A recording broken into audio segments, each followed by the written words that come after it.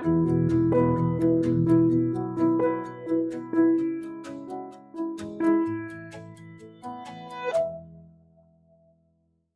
back to our feathered friends. On this episode we're going to be unboxing the Brinsea Mini Advanced EX, as you can see on the screen here. The key thing about this model is that it automatically controls the humidity for you.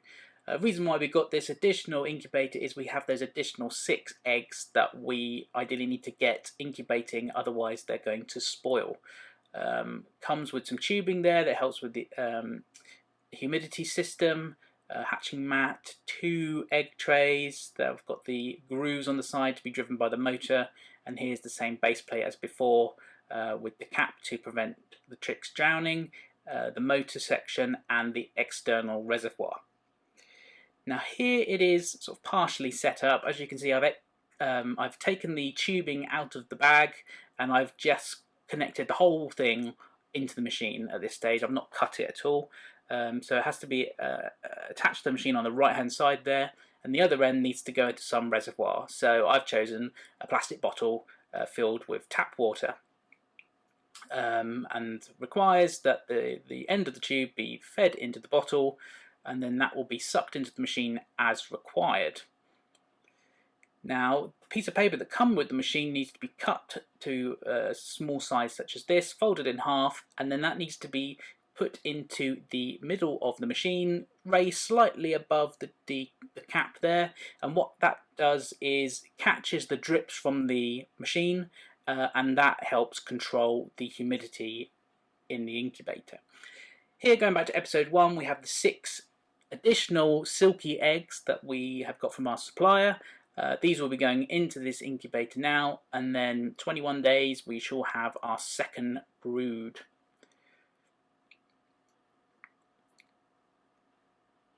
Power on and we're away. So here's the setup. Push the plus and minus buttons together, set the temperature next, so 37.5 degrees. RH, relative humidity, says in the instructions we need around 40 to 50% initially, so I have gone for 45%. Turning mode, we want that to be on to ensure the eggs are automatically turned. We want a turning interval of 45 minutes and a turning angle of 7 seconds. Then we have alarm high, alarm low. I just leave those as the defaults. Cooling sets a period of time where the temperature, I guess, cools down, just to mimic real life. I don't tend to use that, but say you wanted to, you just use the plus and the minus buttons just to navigate and add. Centigrade or Fahrenheit, push save, and then we're away. So you should see straight away the temperature start to increase to get towards 37%, and in this case the humidity would need to actually drop to get down to the 40%, so we've got to wait for it to warm up slightly.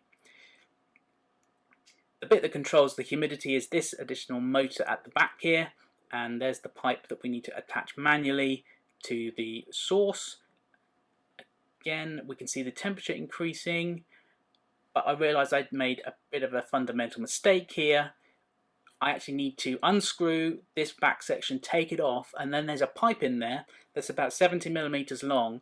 You need to actually manually wind it around that part of the motor there that you can see turning, and it's got to be done the correct way. So there's instructions tells you which way it's got to be wound around that, so it looks like it goes under, over, and then under again from the left to the right, and you are required to stretch that tubing quite taut, to be honest. I thought I was going to break it, but it's actually required, and it will wear out, and you are told to check every time you incubate further eggs just to see if that needs replacing.